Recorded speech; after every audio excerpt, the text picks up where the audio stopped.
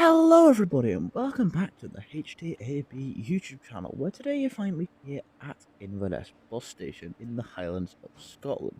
You see, Inverness is the northernmost city in the UK, and it's located on what is called the Great Glen, which is a natural fault line running from there in Inverness across the country to the west of Scotland in Fort William. And today I'll be catching a bus there for the first time, well, for me. So, join me as I get on my bus to Fort William, the 919 service operated by Scottish Citylink, with companies such as Stagecoach, Shield Buses and West Coast Motors, I believe, having contract for the route. Anyway, with that said, I hope you enjoy the video, and I'll see you on board.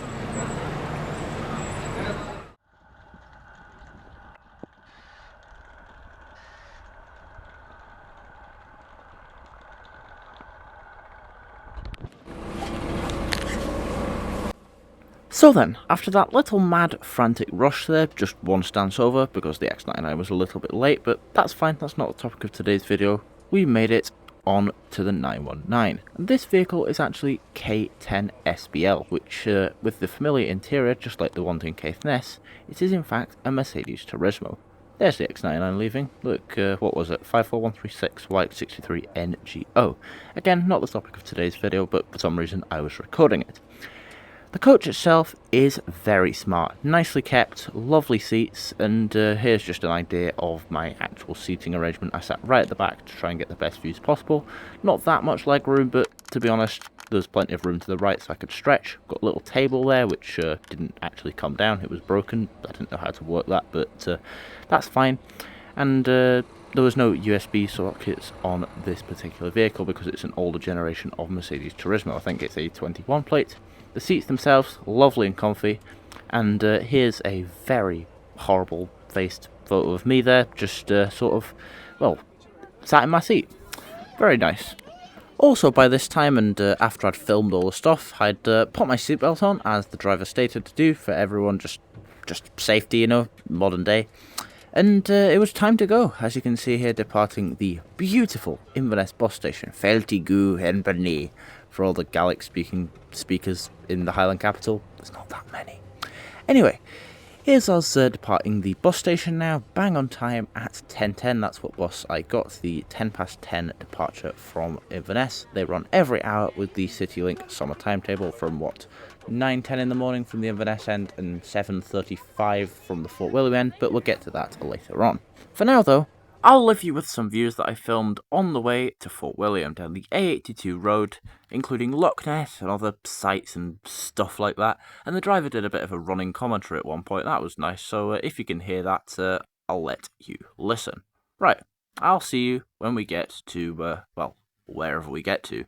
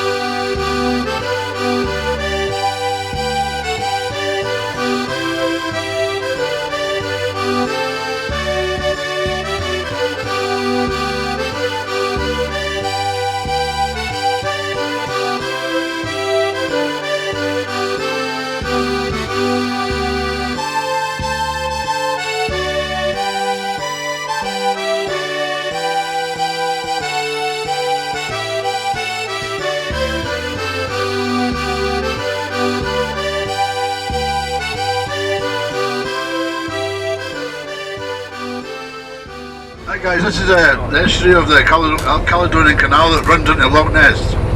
Loch Ness is 26 miles long, we'll be running along 23 miles of it. It's 288 metres deep, holds more water than all the lakes in England and Wales put together, and looks nice and calm on top, but underneath could be monstrous. It's reported to have two monsters in there. One of them's a Kelpie. Kelpie's a shape-changing monster that it comes up on the bank and represents itself as a horse, a beautiful black stallion with a long black shiny mane. Now if you clap the main, your hand gets stuck to it, it jumps into the lock, drags you to the bottom and eats you. Back in the day there was a young wido, a young Scots guy, who decided that he wanted to ride the kelpie, so he threw a blanket on its back so he wasn't touching it. That freaked the kelpie out, the kelpie threw him off and it dove to the bottom of the lock, never to be seen again. They reckon it's down there waiting until everybody's forgotten the story of the kelpie. We have another monster in there, it's called Nessie, the Loch Ness monster. It's supposed to be a herbivore, a plant-eating dinosaur that's supposed to be left behind. Whether it's true or not, I don't know. I've never seen it. I'm up and down here 4 times a day. But there has been 1,229 sightings of it. The last one being on the 5th of March this year, which coincidentally was the week that the start of the tourist season. But if you do a Google search for the last sighting of the Loch Ness monster, you'll see it.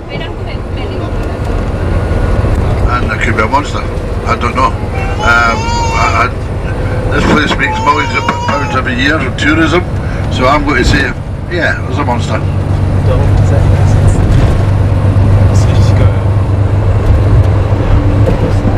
If you should, however, because I can't watch from the lock, if you should, however, see a monster as we're going down the road, please don't hesitate to tell me.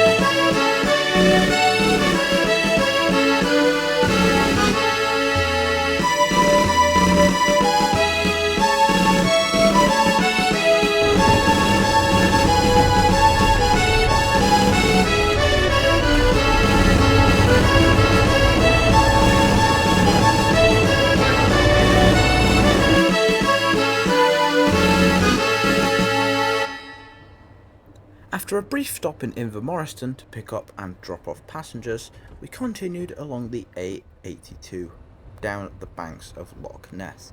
And yeah, you get some really nice scenic views. Hopefully the camera shots here reflect that. The trees get in the way slightly, but well, that's just everywhere these days. Something else I'd like to point out en route is on these Shield buses Turismos I noticed, look, there's a little map and you can see where you are. That's cool, isn't it, as somebody's head gets in the way. There you go, I'm trying to keep it as steady as possible. It's a little bit bumpy, but it's still cool. You get to see exactly where your destination is from the POV of a satellite navigation system. So after Inverness, the next stop is Fort Augustus, which is the rough halfway point for the timetabled service of the 919. So it's an hour from Inverness to Fort Augustus, and from Fort William to Fort Augustus it is an hour. That's confusing, too many forts, too many complicated names, so let's just call them John and places like that. No, I'm joking, don't change your places, just that's too, like, we don't want to start any wars, But anyway, the next place is Fort Augustus, and I think I filmed some shots there. If I do, you'll see them now.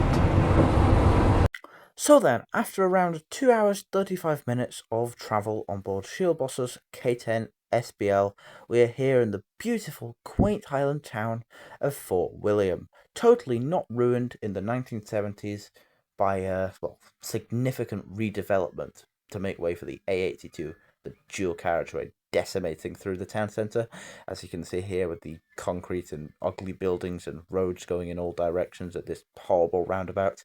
And in a moment you're about to see the railway station, which is equally beautiful. But surrounding Fort William is some lovely scenery. It's just scarred by the 1970s monstrosity, as I'm pointing at just now. And also down there is where the old railway line and stuff used to be. I'm sure some photos are appearing. Look at this, beautiful, wonderful photos of the old railway station. And here, on your left, with 54301 there appearing, that's a Stagecoach North Scotland vehicle, you can see the new railway station. well, somewhere, I don't know where it is. I decided not to pan to it. Maybe I didn't want to burn your retinas or something like that. I don't know, possibly. Anyway, here we are. There it is, on the left behind that coach. So you still can't see it. Ugh, who would? It's not a pretty building, I'm sure many of you will agree, but we're here in Fort William, and that's the main thing. So, Fort William itself, what is it? It's a town. It's the second largest populous town in Highlands, following on from Inverness, and it's served by ScotRail at the station and the Caledonian Sleeper, and it's also in the summer season served by the Jacobite, which is the famous West Coast Railways charter train that runs to Mallaig along the West Highland line, well, the Mallaig branch. I do see that train later on, so stay tuned for that when you see it. Anyway, in a minute, I'll disembark the vehicle at Fort William bus station, and then I will give you an overview of the journey. Fort William.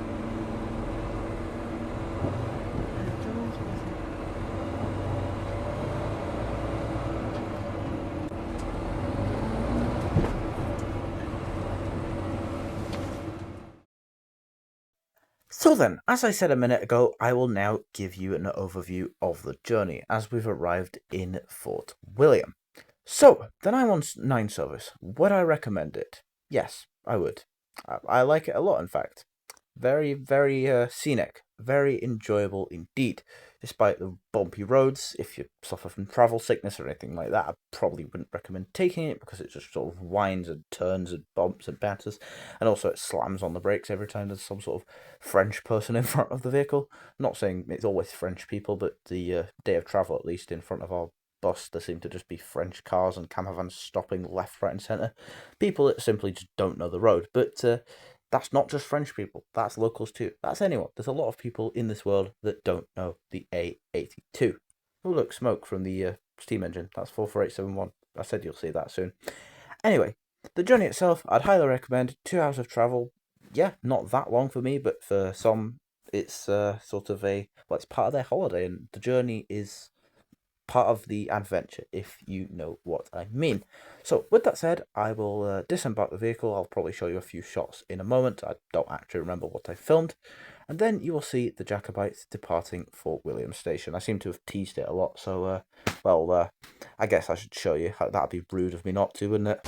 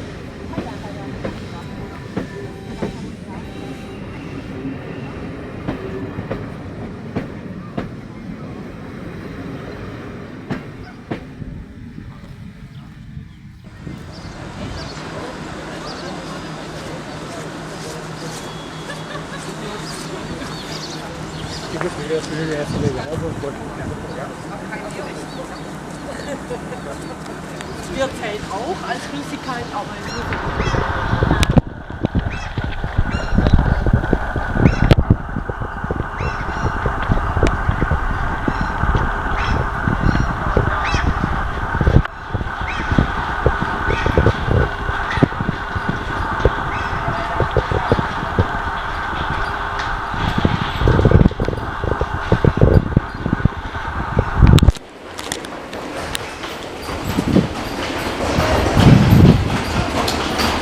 Well, we're here in Fort William, yeah, you've heard all the voiceovers.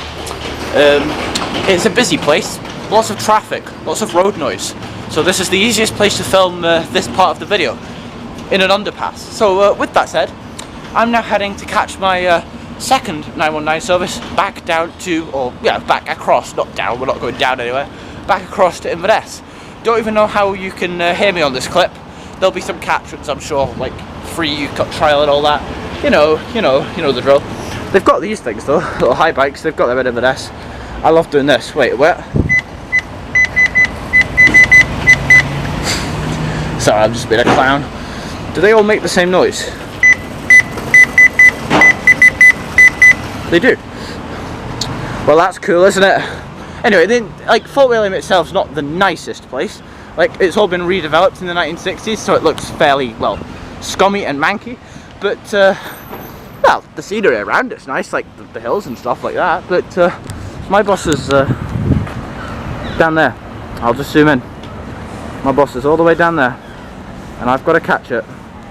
And that's a woman and a man's head. There it is. It's another Turismo. The Gemini. That's too cool to miss. It's first as well, I think. Yeah, it's still got a first interior. Great camera work from me here. It's truly amazing. So yeah, Ember here too. I'm sure there'll be some photos somewhere, but I'm just waiting for the fan. No.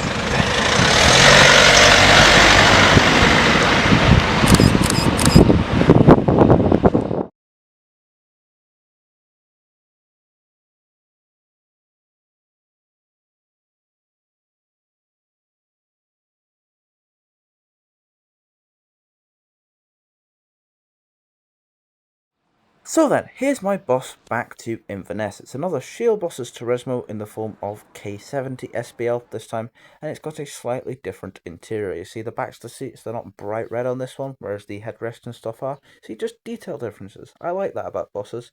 Again, a very smart boss here from Shield Bosses, well presented and nicely kept.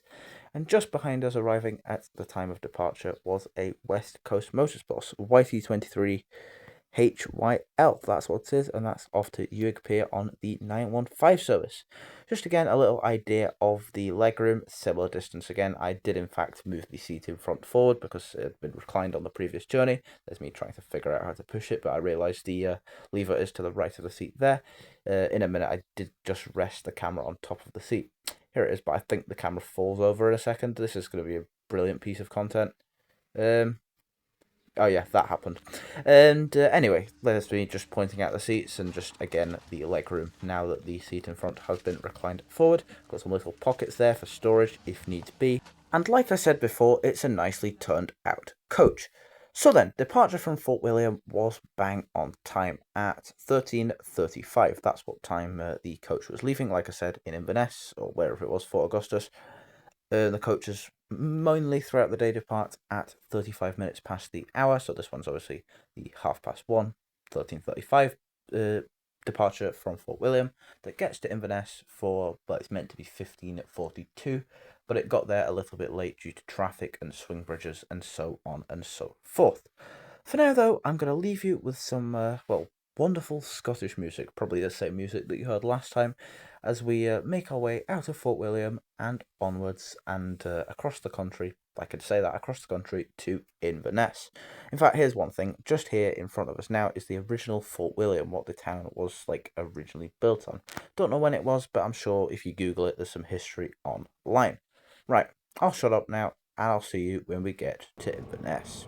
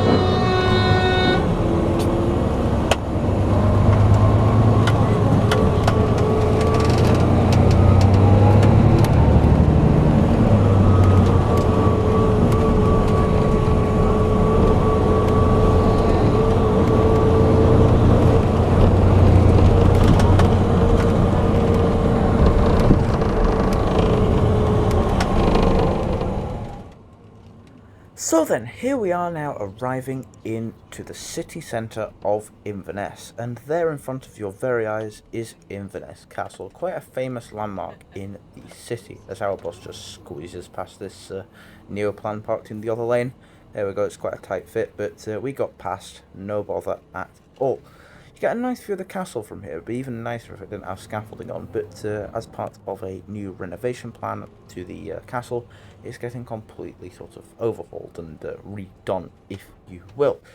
After the bridge there over the River Ness, we turn down onto Bank Street and make our way towards, I don't actually know what the street's called. I'm currently, as I check very professionally, just checking Google Maps. We make our way to Bank Lane, and then we turn right, I believe. That's what we do. Do we do that? No, not Bank Lane. We turn up Fraser Street. Yes, we turn up Fraser Street, which is just here, as you can see now. We're making our way up there at this moment, and that's just a one-way street, and that cuts straight up through the city and heads through Queensgate. After that, we go left, then right, down Struthers Lane, and finally arriving into the bus station. So I'll let you see that just now.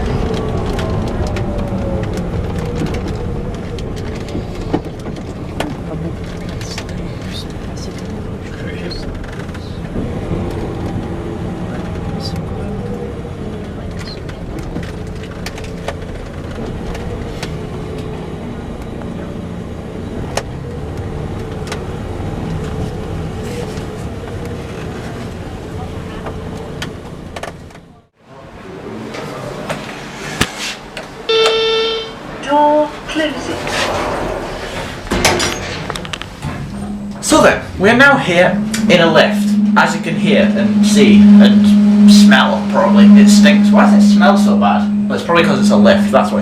Anyway, we're here at Rose Street Car Park, and well, we've basically completed 2 full runs on the 919 service. Just behind me, somewhere down there, is my bus. In fact, there it is. Let me just do a little Robert zoom in. There's the bus I've just arrived on, behind the 9700, the Turismo there.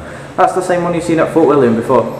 Anyway, that's that bus there, and we are about to, well, finish the video, basically. So I'm trying out a different style of video, as you've hopefully seen in this one. Just sort of, well, testing out recording on this little camera, as opposed to my cellular device, which I usually record on. I just want to do things different, you know, and if it doesn't work, this video, it's fine, I don't mind. But if it does work, then at least I know this is quite a good sort of recording camera. I don't even know if you'll be able to hear me right now, so I'm just going to sort of film this introduction. Not introduction, I'm so tired. What's the word? Outro, that's the word. It's like outroduction. That's not a thing, is it? An outroduction. An outro. Just shut up. So if it doesn't work, then I'll film another outro just somewhere sort of in the quiet, maybe like there. I don't even know if you can see my hand, but whatever. It's a cool car, I like that look. But whatever, because right now, as I hear some tones from a class 158, I don't know if you'll be able to hear them, but whatever. With that said, hope you enjoyed. If you have, maybe consider liking, subscribing, and commenting. And behind me, just over there is a man staring, so if he's still staring, well, maybe subscribe, man. He's not subscribing, is he? How dare he? Anyway, he's giving me a thumbs up now. Right, I'm heading. I'll catch you on the next one.